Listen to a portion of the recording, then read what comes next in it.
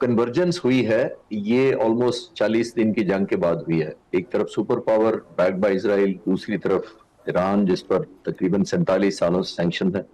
20 सालों से ऑलमोस्ट सारी उन पे एक्सपोर्ट और ट्रेड बंद है, उनके ऊपर एम्बार्गोज लगी हुई है। तो ये एक न्यू फाउंड रियलिज्म दोनों तरफ आया है। अमेरिका ने ये टेस्ट कर लिया कि इतना सुपर पावर इसराइल की मदद से भी वो ऑब्जेक्टिव हासिल नहीं कर सका, तो आपने देखा कि उनको गोल पोल शिफ्ट करने पड़े। कभी वो रिजीम चेंज का कहते थे, कभी फुट ऑन ग्राउंड कहते थे, कभी न्यूक्लियर नॉन प्रोलिफरेशन कहते थे, कभी मिसाइल और बैलिस्टिक टेक्नोलॉजी को टारगेट करते थे। तो एक तरफ वो फोकस नहीं कर सके। दूसरा, ईरान ने ना सिर्फ सरवाइव किया बल्कि एक प्रोहिबिटिव कॉस्ट इम्पोज की अमेरिका पर इनडायरेक्टली, और जीसीसी के मालिक जो थे और इसराइल को डायरेक्टली। एक प्रोहिबिटिव कॉस्ट में इसलिए कह रहा हूं कि सिर्फ इमेज शैटर नहीं हुआ अमेरिका का एज अ सुपर पावर। दुनिया और मेरे जैसे स्टूडेंट बहुत सारे ये जो एयर स्ट्रैटेजी या एयर पावर डायनामिक्स को समझते हैं, हम समझ रहे थे कि ईरान 40 दिन तक सस्टेन नहीं कर सकेगा पॉसिबली। ना सिर्फ उन्हें किया तो अमेरिका की एक मिथ टूटी, इसराइल को इतनी डिस्ट्रक्शन हुई कि वो बर्दाश्त नहीं कर सके। मैं छोटी सी आपको मिसाल देता हूं कि उनका जॉर्ज डब्ल्यू बुश जो एयरक्राफ्ट कैरियर है, वो आपने बाबुल मंदब के रास्ते से, रेड सी के रास्ते से नहीं लाया गया, वो पूरा अफ्रीका का चक्कर काट कर अभी ज्वाइन किया समंदर के अंदर, पर्शियन गल्फ की तरफ लाया गया। तो अब इमेजिन करें कि अमेरिका की एक एलिमेंट ऑफ फियर कह लें या एलिमेंट ऑफ कॉशियस कह लें कि ऑल द वे उनको बाबुल मंदब से नहीं ला सके थे, नोइंगली के ह्यूतीज के अटैक ना कर दें। तो ये उनकी कटेल हो चुकी थी लिबर्टी ऑफ एक्शन अमेरिका की। दूसरी तरफ ईरान ने आपने देखा कि कितनी ज्यादा प्रोहिबिटिव कॉस्ट अमेरिका ने इम्पोज की, उनका इंफ्रास्ट्रक्चर नॉकआउट हो गया, military hardware and so much so कि अमेरिका को आउट ऑफ फ्रस्ट्रेशन इंटरनेशनल और एथिक्स को वायलेट करते हुए उन ब्रिजेस को तबाह करना शुरू कर दिया जो सिविल यूज में होते हैं। हमें मिलिट्री में एज अ फाइटर पायलट मैं आपको कंफर्म कर सकता हूँ, हमें पढ़ाया जाता है इंटरनेशनल लॉ, जिनेवा कन्वेंशन के रूल्स हैं कि आप अटैक नहीं करते सिविलियन इंस्टीट्यूशन, जो टारगेट बाय डिजाइन नहीं करते। तो यहां तक जब नौबत आ गई थी तो आई थिंक एक ऑप्शन आ चुकी थी दुनिया के पास ये उम्मीद रखने की। फिर पाकिस्तान की पॉलिटिकल मिलिट्री लीडरशिप ने बहुत कंसर्टेड एफर्ट की तो कन्वर्ज करने में कामयाब हुए हम। वो ट्रस्ट डेफिसिट जो था उसको ब्रिज करने में कामयाब हुए, जिसके अंदर डेफिनेटली हमारी मिलिट्री और पॉलिटिकल लीडरशिप का भी रोल है। लेकिन बदलते हुए हालात पर प्रेसिडेंट ट्रंप ने खुद ही अपने ऊपर इस तरह के फैसले किए जिसका उन पर खुद प्रेशर माउंट शुरू हो गया। जब आप ब्लॉकेड करेंगे, एक ब्लॉकेड के ऊपर ब्लॉकेड करेंगे तो ऑयल प्राइसेस कहीं पहुंच गई।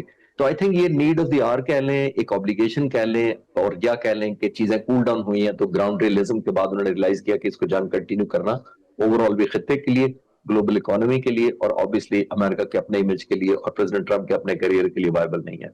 तो इसलिए कंक्लूजन की तरफ जा रही है इंशाल्लाह। खालिद चिश्ती साहब, आपने ओवरऑल एक सिनेरियो दिया, थैंक यू फॉर दैट।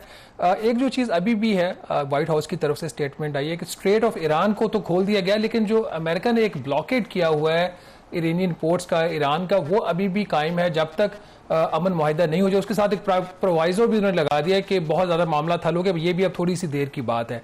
तो ये स्टेटमेंट इस वक्त आई है, आपके ख्याल में इस स्टेटमेंट की क्या अहमियत और ये टाइमिंग क्यों इसकी चूज की गई है? बुनियादी तौर पर देखिए, मैं जंग के दिनों से ये अर्ज करता आया हूं कि ईरान ने बड़ी कामयाबी से अमेरिका को अपने डिसीजन मेकिंग लूप में ले लिया था। डिसीजन मेकिंग लूप ये होता है कि आप एक ऐसा एक्शन करें, फिर एनिमी आपका रिएक्ट करे उस पर, फिर आप एक एक्शन करें, एनिमी आपका रिएक्ट करे। तो ये डिसीजन मेकिंग लूप में जब दूसरा मुल्क चला जाए और वो भी सुपर पावर हो, बैक्ड बाय इसराइल, तो ये आधी जंग तो दूसरी साइड पहले ही हार जाती है। अगर आप दुश्मन के रिएक्शन के ऊपर अपना एक्शन बेस करना शुरू कर दें, आपको अपना इनिशिएटिव कर्टेल हो जाता है, आपकी लिबर्टी ऑफ एक्शन कॉम्प्रोमाइज हो जाती है। जब इतना होता है तो फिर आप एक हॉस्टेज काइंड ऑफ, मैं सिर्फ फील के सेंस में कह रहा हूं, बन जाते हैं दुश्मन के फैसले के। तो हुआ ये कि जब अमेरिका ने कहा कि हम आएंगे, कब्जा कर लेंगे, रजीम चेंज नहीं हुई, उन्होंने कहा स्टेट ऑफ हॉर्मुज़ हम कंट्रोल करेंगे, ईरान ने पकड़ लिया, ईरान ने से वो छुड़वा नहीं सके, तो वो रिएक्शन मोड में अमेरिका चला गया कि मैंने छुड़वाना है। फिर उन्होंने कहा फुट ऑन ग्राउंड, ईरान ने कहा आएंगे तो बहुत सारे बॉडी बैग जाएंगे, तो अमेरिका रिएक्शन में आकर रुक गया।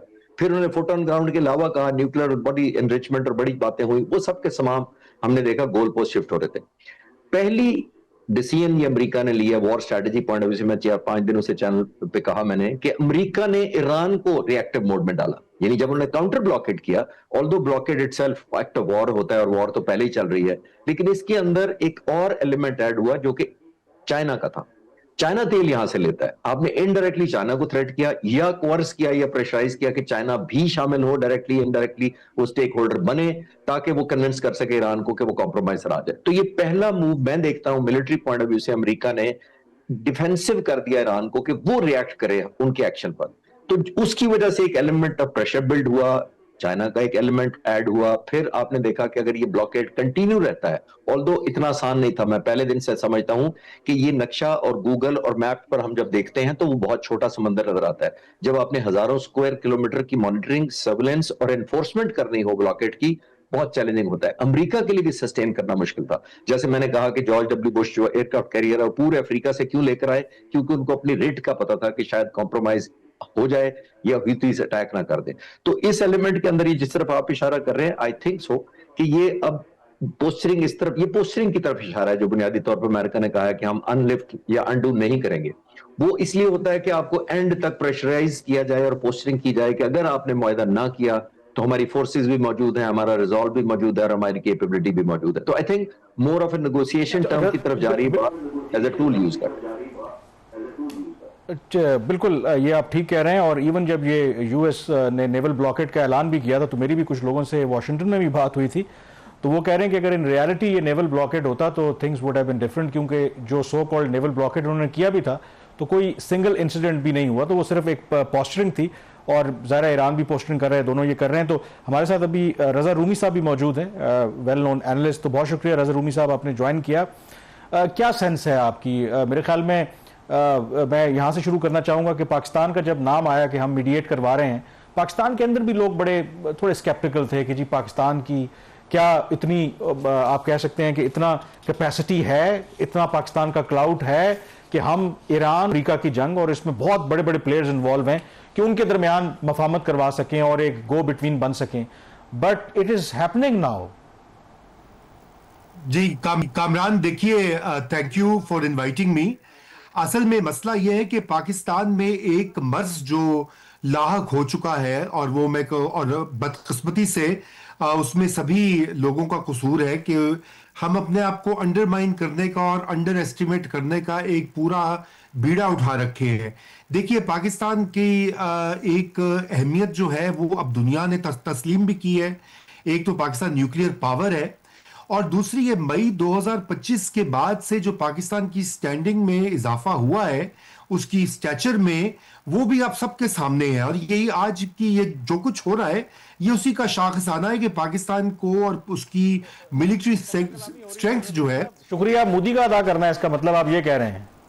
जी देखिए जी, पहली बात तो है कि मोदी का और फिर किसी हद तक नेतन्याहू का भी शुक्रिया अदा करने का, क्योंकि हमने उनको एक्सपोज कर दिया है इस पूरे मामले में। और ये जो पाकिस्तान की स्टैंडिंग में इजाफा हुआ है, वो दुनिया ने भी इसको तस्लीम किया है, और ट्रंप ने सबसे ज्यादा आगे बढ़कर वैल्यू की है ये बात। और अभी आज देखिए, ये एक बहुत बड़ी डेवलपमेंट है कि यूएस प्रेसिडेंट जो है वो पब्लिकली पाकिस्तान के वजीर आजम को और फील्ड मार्शल का शुक्रिया अदा कर रहे हैं, क्योंकि ये सिर्फ एक रीजनल मसला नहीं है, ये सिर्फ एक जिसे कहना चाहिए ईरान और 2 या 3 ममालिक के दरमियान मसला नहीं, इसकी आलमी नौयत बन चुकी थी। आप सब इससे वाकिफ है, खसूसन जो इसके माशी असरात हो रहे थे इस जंग के।